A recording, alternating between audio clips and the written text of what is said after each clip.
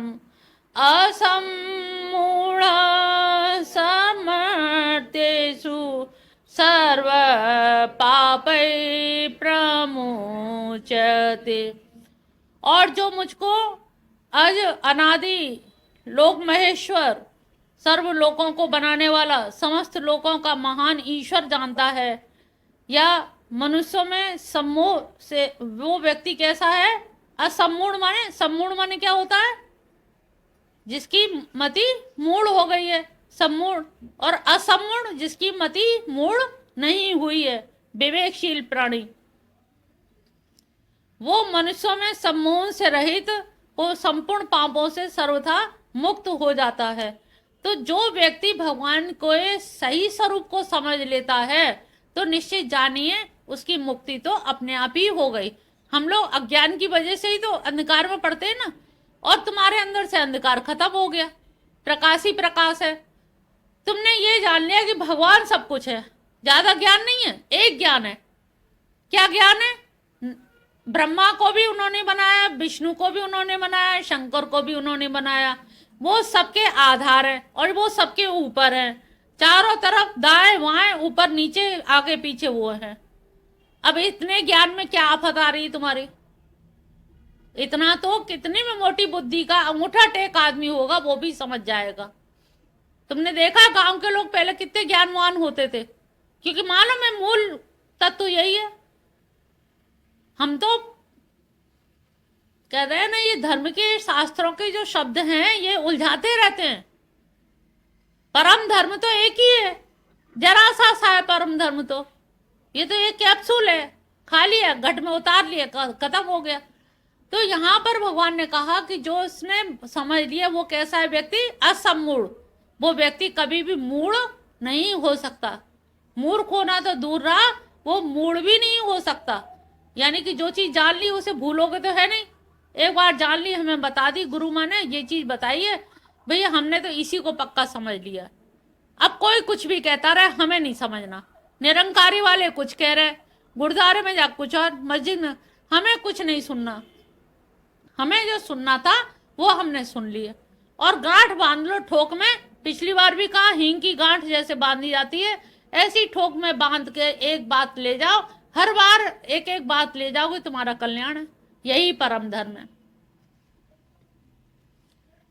चौथा श्लोक है, बुद्धि ज्ञान सम्मोह क्षमा सत्यम दम क्षमा सुखम दुखम भावो भावो भयम चाभयमेव च अहिंसा समता तुष्टिस्तपो दानम यशो आयश भवन्ति भावा भूताना मत एव पृथग्वेदा। अब यहाँ पर ध्यान दे लीजिए, कितनी सारी चीजें, बुद्धि, ज्ञान, असम्मोह, क्षमा, सत्य, दम, श्रम।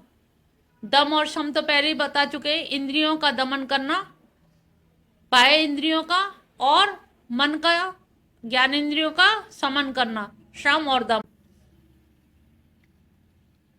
सुख दुख, भाव अभाव, भय अभय, अहिंसा, समता, तुष्टि, तप, दान, यश, अपयश, ये प्राणियों के पृथक पृथक मुझसे ही होते हैं। अब ये है तो हर आदमी में, कौन व्यक्ति ऐसा है जिसमें ये सारी चीजें ना हो? सब में है, लेकिन ये है किसकी वजह से? उन्हीं की वजह से। हम कभी कभी कहते हैं ना, बड़ा क्रूर आदमी है, बड़ा हिंसक आदमी है। उन्होंने कहा है इसके कर्मों के अनुसार हिंसा इसको दे दी है। अब यहाँ पे पक्षपात नहीं, भगवान कह रहे हैं कि मेरी वजह से ही सब कुछ है, ऐसा मत समझ लेना। पहले तुम्हें ये बता चुके हैं कि ये जो काम मृत्यु आई थी उस बालक की, वो हमेशा याद रख लेना किसकी वजह से आई? मौत, सर्प काटने से। सर्प ने क्यों काटा? क्योंकि मृत्यु का आदेश था। मृत्यु का आदेश कैसे हुआ? क्योंकि काल का आदेश था। काल को आदेश किसने दिया? यमराज ने दिया। और यमराज को आदेश किसने दिया?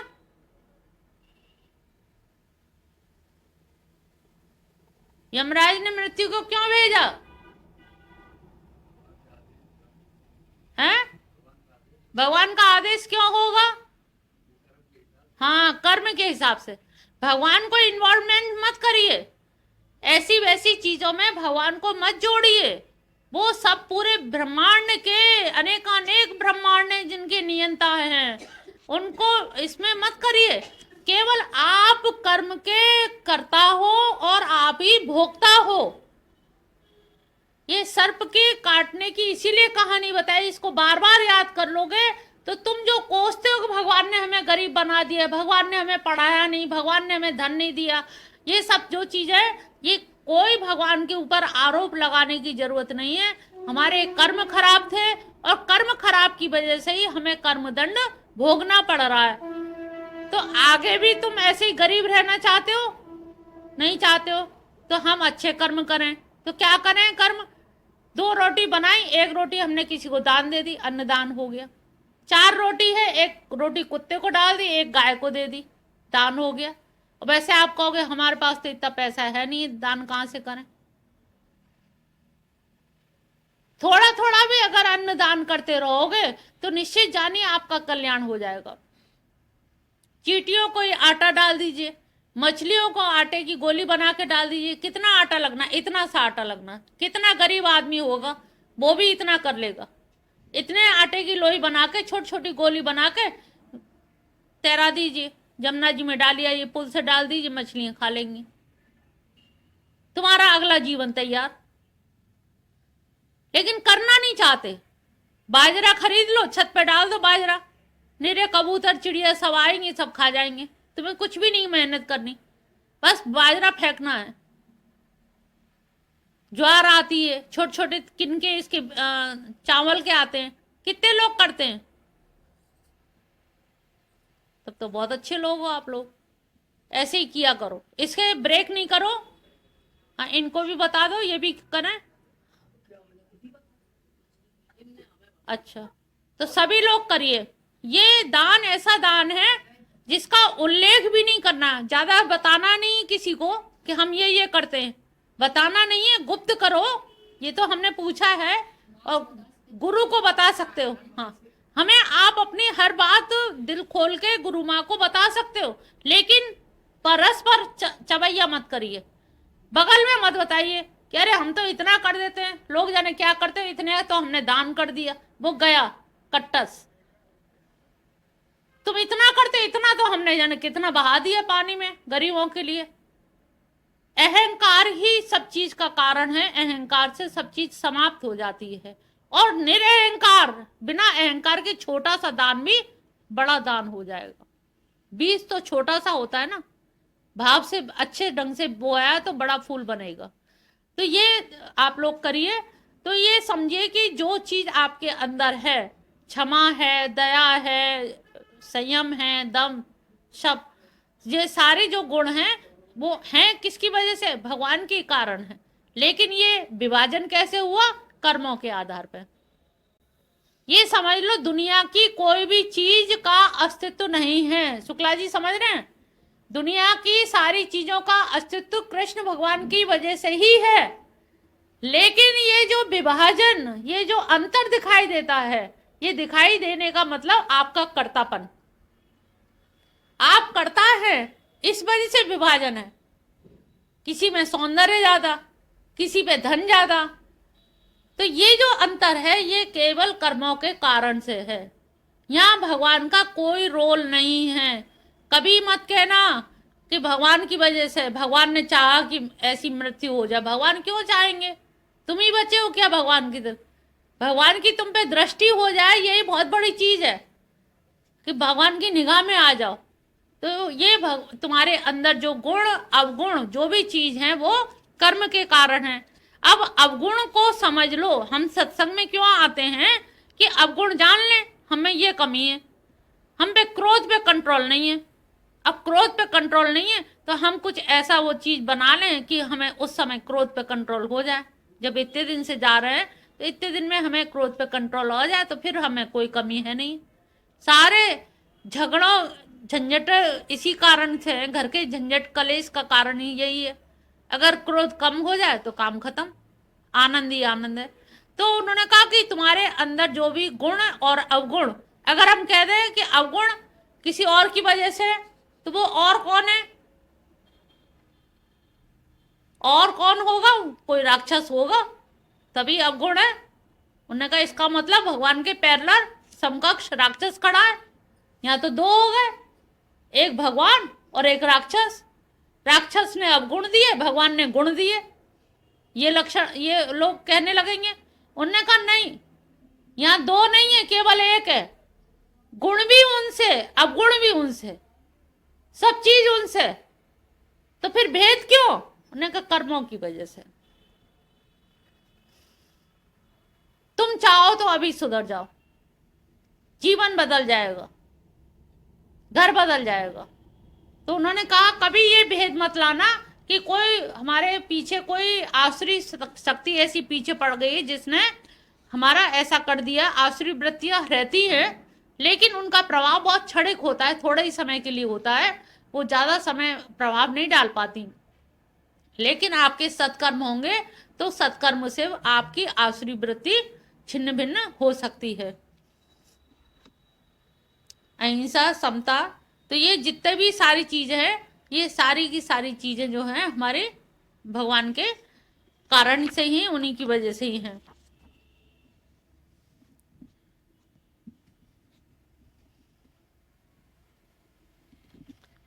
छठा है मैष सप्त पूर्वे चत्वारो मानवस्तथा मधुभावा मान सजाता येषां लोक इमां प्रजा। जिस लोक में संपूर्ण प्रजा है वे पूर्ववर्ती सप्त ऋषि, चार मनु, ये जो चिंतन करने वाले हैं, ये सब मेरे ही संकल्प। हम कहते हैं ना, सबसे पहले उत्पत्ति में मनु पैदा हुए, फिर इक्ष्वाकु वंश चला, फिर इस तरह से उन्होंने कहा ये सब के सब बनाने वाले भी मैं ही हूँ।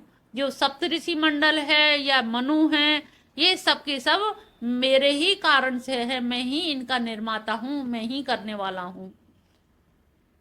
सातवां एतां विभूतिं योगं च मामो यो वेत्ति तत्त्वतः सो आविकम्पेन योगेन युज्यते नात्र संशय।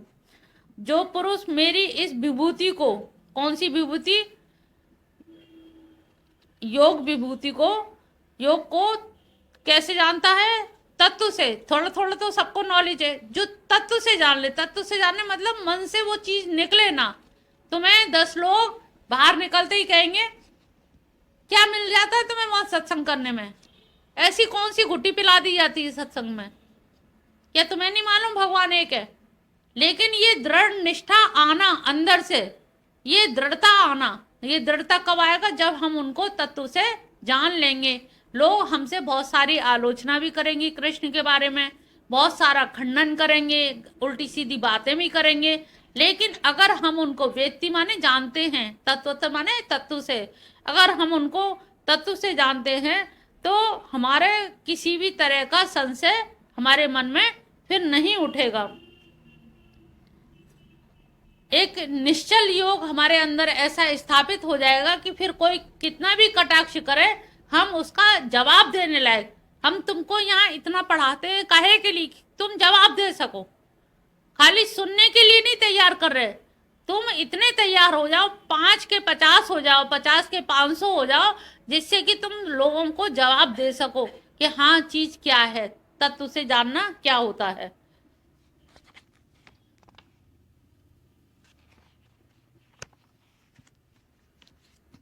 आठवां अहम सर्वस्य प्रभवो मत सर्व प्रवर्तते इति मत्वा भजन्ते मां बुधा भावं समन्वेता। अहम सर्वस्य प्रभुवो, मैं समस्त जगत का आदि कारण हूँ, उत्पत्ति कारण हूँ। मता सर्व प्रवर्ते, और तो और मुझसे ही सारा सारा ये जगत जो है प्रवर्त होता है। इति मत्वा, ऐसा मानकर, बुधा, बुधार माने बुद्ध जन, यानी कि प्रबुद्ध जन, जो विद्वान लोग हैं, भावम आश्रिता, वो मुझको ही परमेश्वर समझ के मेरे ही भजन करते हैं, मेरे ही आश्रित होते हैं। तो यहाँ क्या हुआ, उन्होंने हर तरफ से जान लिया कि जो भी कुछ है वो भगवान कृष्ण ही हैं। नवा, मच्चेता मदगत प्राणा बोधयन्त परस्परं कथयन्तश्च मां नित्यं तुष्यन्ति च रमन्ति च। मच्चित्ता, मुझ में ही चित्त लगाने वाले, मदगत प्राणा, मुझ में ही प्राणों को अर्पण करने वाले भक्तजन, विद्वानों की संगोष्ठी में। एक चीज ये ध्यान रखो, बोध्यंत परस्पर, जब हम लोग बैठते हैं तो हम इधर उधर की बातें करते हैं, बहुतों की बातें करते हैं, और जब बात करते खत्म करके बैठते हैं तो क्या बात हुई, अरे ऐसी बात हो रही थी, कोई खास नहीं। तो वो कहते हैं कि खास बात करो, क्योंकि ये वाणी जो है, आज वाणी कल मौन हो सकती है, कल मूक हो गई तो तुम बोल नहीं पाओगे, करोगे। आज बोल रही है वाणी, तो हम परस्पर बोध्यंत, परस्पर जब बात करें तो हम कृष्ण की ही चर्चा करें, कृष्ण के बारे में हम आगे क्या कर सकते हैं, या श्लोक याद करके आए गीता के, एक दूसरे को सुनाएं, या लिख के हम अभ्यास करें, या बोल बोल के उनकी लीलाओं के बारे में एक एक टॉपिक हम देख लें। एक टॉपिक पे तुम बोलना, अब के अगली टॉपिक पे हम बोलेंगे, तो इससे क्या होगा, तुम्हारे अंदर बोलने की क्षमता आएगी ना। तो अब बोलोगी तभी तो आएगी। तो ये प्रयास किया तुमने कभी? कभी नहीं किया। तो अब करो थोड़ा थोड़ा, कि हमें 4 ही लाइन बोलनी है, ज्यादा नहीं बोलना, हमें बहुत नहीं बोल पाएंगे, लेकिन हम 4 लाइन बोलें। सर्वेश पहले गीता के श्लोक याद करके आती थी, इन्होंने वो भी खत्म कर दिया।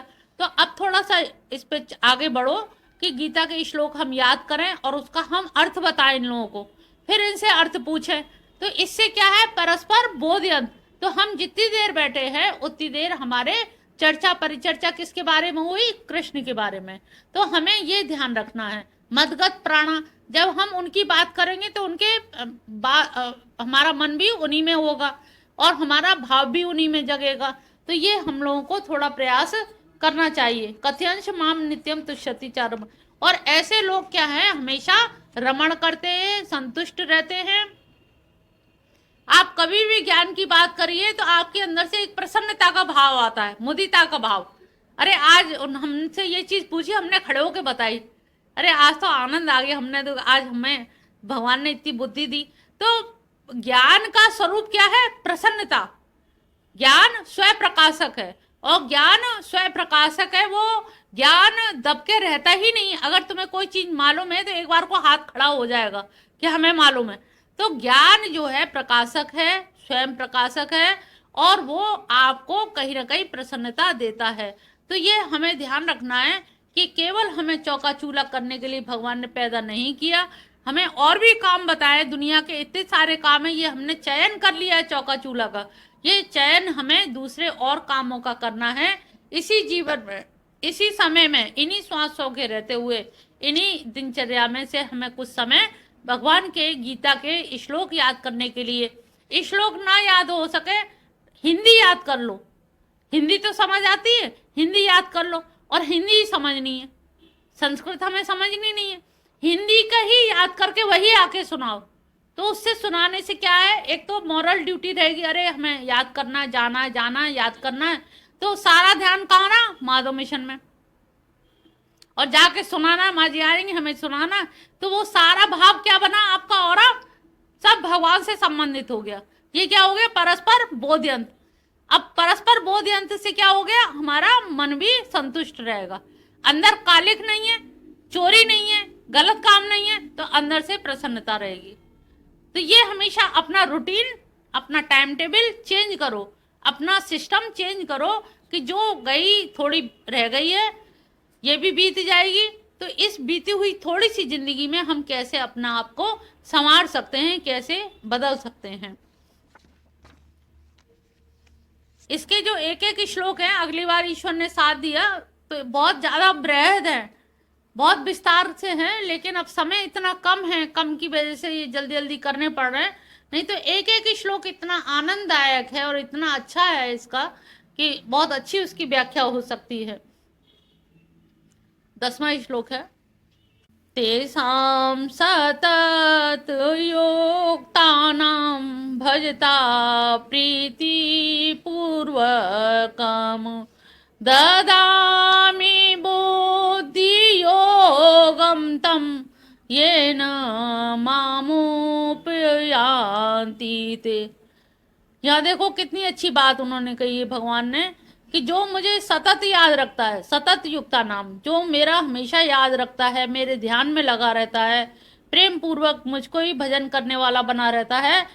सबसे महत्वपूर्ण चीज एक शब्द है, ददामी बुद्धि योगम।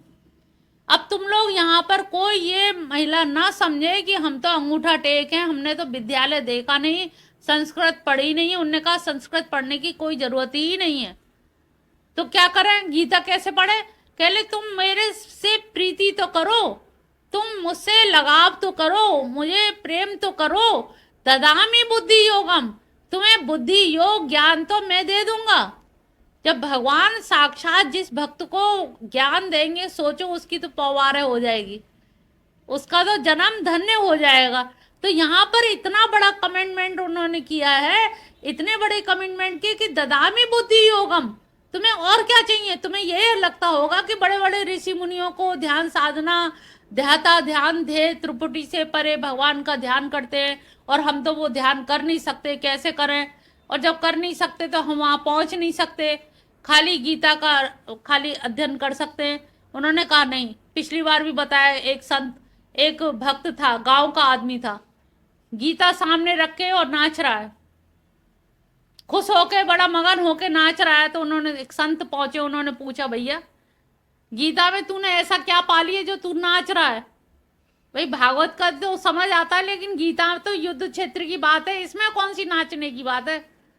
कह रहे अरे नाचना नहीं, यहाँ तो पृष्ठभूमि खोलते ही कन्हैया एक हाथ में बागडोर लिए हुए, एक हाथ से उपदेश दे रहे, इतना ध्यान करता हूँ, मगन हो जाता हूँ, बस इसके आगे मुझे और कोई आनंद नहीं चाहिए, बस इतने ही कन्हैया मुझे दिखाई देते हैं, और कन्हैया जहां दिखते हैं मेरा दिल बाग बाग हो जाता है, और बाकी का ध्यान करने से मुझे क्या लेना देना, मेरे लिए तो इतना ही पर्याप्त है ध्यान। कितना सरल है ध्यान, सोचिए। लेकिन हम उससे भी वंचित रह जाते हैं, फालतू की चीजों में समय गंवाते हैं। हमें उससे वंचित नहीं होना है, ना संस्कृत पढ़ने से। ददामी बुद्धि योगम में इसीलिए कहती हूँ, बीच बीच में जो छोटे छोटे सूत्र रूप हैं उनको चाहे अंडरलाइन कर लो, चाहे लिख लो। ददामी बुद्धि योगम, हम में अकल कम है, लेकिन भगवान में तो अकल का भंडारा है। ऐश्वर्य से समग्र से धर्म से यश श्री, समग्र से मोक्ष से वैराग्य से, इनमें तो कूट कूट के भरा हुआ है लवालब। पूर्णमद पूर्णमिदम पूर्णात् पूर्णमुच्यते पूर्णस्य पूर्णमादाय पूर्णमेवावशिष्यते। सब कुछ उनमें तो पूर्ण पूर्ण भरा है, 100-200 ग्राम कम भी नहीं है, खचाखच भरा है वहां तो बिल्कुल। और जब खचाखच भरा है, उसमें से वो तुम्हें नेक्स्ट देर में जरा सा भी टपका देंगे, एक बूंद भी, उसी में आनंद आ जाएगा।